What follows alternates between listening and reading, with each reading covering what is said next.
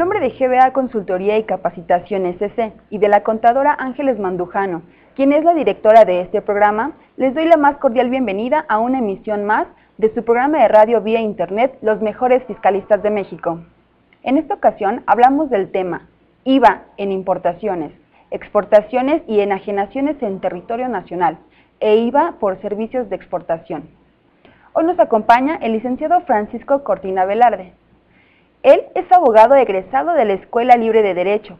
Realizó sus estudios de posgrado en la Facultad de Contaduría y Administración en la UNAM, de donde cursó el diplomado en Contribuciones Fiscales en Arbitraje Comercial Internacional impartido por la Escuela Libre de Derecho y la Cámara Internacional de Comercio, así como en Prácticas Desleales de Comercio Internacional y Salvaguardas, organizado por la Barra Mexicana Colegio de Abogados AC. Entró a formar parte del despacho KPMG México en 1995 como gerente de comercio exterior y fue admitido como socio en 1999. Se incorporó a la firma Chévez Ruiz Amarripa y Cía SC en el año 2000, desarrollando su labor profesional como socio del área de comercio internacional y aduanas. En la práctica profesional, el licenciado Cortina se desarrolla principalmente en cuestiones de asesoría y su defensa litigiosa, en materia aduanera y fiscal aduanera. Forma parte de la lista de México de árbitros para formar paneles al amparo del capítulo 19 del Tratado de Libre Comercio con América del Norte y Tratado de Libre Comercio entre México y Nicaragua. Miembro de la Barra Mexicana Colegio de Abogados AC, siendo fundador de la Comisión de Comercio Exterior. Es asociado de la American Bar Association. Asimismo, fue presidente de la Comisión de Comercio Exterior de la Cámara Internacional de Comercio en México. Funge como expositor en la Academia Internacional de Derecho Aduanero. Ha participado como expositor en diversos seminarios en México, en Estados Unidos y en Europa. Es profesor de la materia de Comercio Exterior en el Diplomado de Derecho Corporativo en la Universidad Iberoamericana de la Ciudad de México. Ha publicado diversas ponencias, artículos en revistas especializadas y en periódicos, tanto en México como en el extranjero. Sin más preámbulos, yo los dejo en una emisión más de Los Mejores Fiscalistas de México. Muchas gracias. Pues vamos a darle un aplauso de bienvenida al licenciado, por favor. Bienvenido, Francisco. Muchas gracias por aceptar nuestra invitación. Gracias, es un placer estar aquí. La única parte que desearía precisar es la de Los Mejores Fiscalistas de México. Se excedieron Claro. un poco. Ya. Así, aquí estamos contando con los mejores. Bien, pues el tema que nos ocupa el día de hoy es relacionado con el IVA. Todos sabemos que están obligados a pagar este impuesto las personas físicas y las morales que en territorio nacional realicen actos o actividades, enajenación de bienes, prestación de servicios, otorgamiento del uso o goce temporal de bienes y la importación de bienes y servicios. Sin embargo, hay algo muy importante que no debemos perder de vista, y es precisamente cuando se considera que se realizan en territorio nacional esos actos o actividades. Y en particular entrañan ciertos problemas, lo que son las importaciones, que podemos tener importaciones temporales, importaciones definitivas, o también cuando la mercancía está sujeta al régimen de recinto fiscalizado estratégico o de depósito fiscal, y también relacionado con las exportaciones. Por ello nos hemos dado la tarea de invitar a un especialista en esta materia, y pues vamos a empezar, si te parece bien, Francisco, en relación a la territorialidad del IVA. ¿Cuándo se considera que en territorio nacional se realizan estas actividades? ¿Cuáles en particular podemos acotar y cuáles son los problemas que nos encontramos en la práctica? Sí, muchas gracias, Francisco.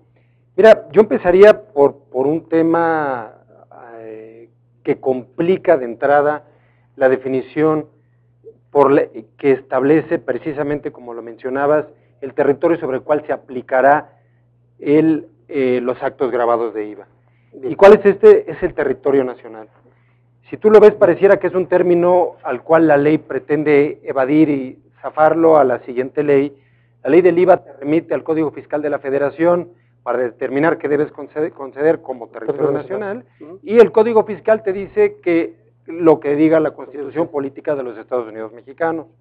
La Constitución te establece que entenderás como territorio nacional la plataforma continental, digamos, tierra firme, las islas, cayos y demás adyacentes que han sido reclamados como tal por la República. Te habla también del mar territorial, que estamos hablando de 12 millas náuticas, y va más allá porque te habla incluso de la zona económica exclusiva, que son 200 millas náuticas. 200 millas náuticas y a riesgo de que algún marinero me dé un coscorrón por excederme, estamos hablando de 370 y tantos kilómetros. Esto quiere decir que si tú llevas a cabo una enajenación en 375 kilómetros alejados de la costa, estarías haciendo una enajenación en México. Entonces, de entrada tienes un problema de estar utilizando un concepto demasiado extenso o un concepto que fue creado con otra intención.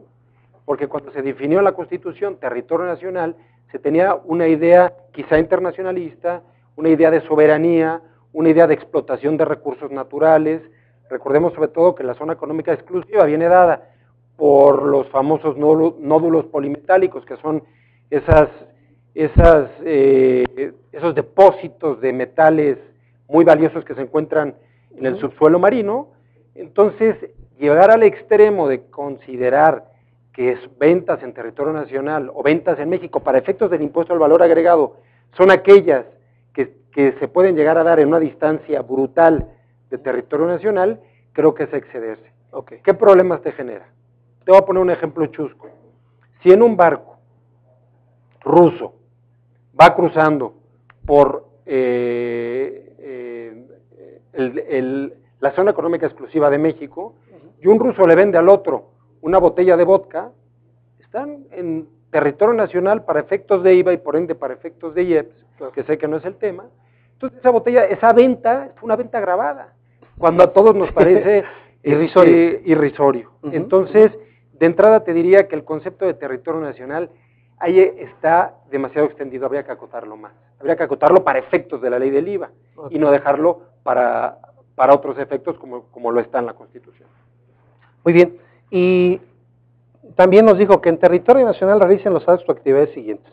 Y después, por cada tipo de actividad, nos va diciendo cuándo se considera que se realiza en territorio nacional. Por ejemplo, la enajenación, en términos del 10, ¿no? ¿Cuándo se considera que se realiza en territorio nacional? Y ahí hay un punto importante también cuando hablamos de las importaciones, por ejemplo. Correcto. O de las exportaciones. Y aquí ya te cambié el tema de importaciones, pero digo, estamos hablando del mismo tenor. Sí, Francisco, fíjate que en la materia de comercio exterior ya quedó imbuida de la ley del IVA para efectos de las enajenaciones y para efectos, ¿por qué? Porque tienes enajenaciones en dos vertientes que pueden afectar en comercio exterior. La enajenación en territorio nacional, cuándo es y cuándo no es, y ahorita entraremos a ello, y luego tienes la enajenación que tú quieres acceder a la tasa cero de IVA por considerar la exportación, que resulta que en la medida que tú enajenes y no exportes directamente, que tiene sus bemoles que también podremos tocar, pues resulta que en una enajenación con una exportación indirecta vas a llegar a un sinnúmero de supuestos. Claro. En este caso, una crítica a la ley del IVA. La ley del IVA tiene un gran problema y es que ha caído en un casuismo, al igual que el resto del derecho fiscal. ¿Qué es un casuismo? Un casuismo es que cada caso concreto tiene una consecuencia distinta, cuando las leyes por esencia deben ser generales. Correcto. Deben establecer situaciones generales y no puedes llegar de alguna manera como el derecho romano, que era otra cosa muy distinta, a que si yo le vendo una vaca al de al lado en esta parcela, esta es la consecuencia. Porque en un mundo como el que vivimos, con un nivel de desarrollo económico y de intercambio de operaciones comerciales entre los agentes económicos, no puedes llegar a establecer legislación casuística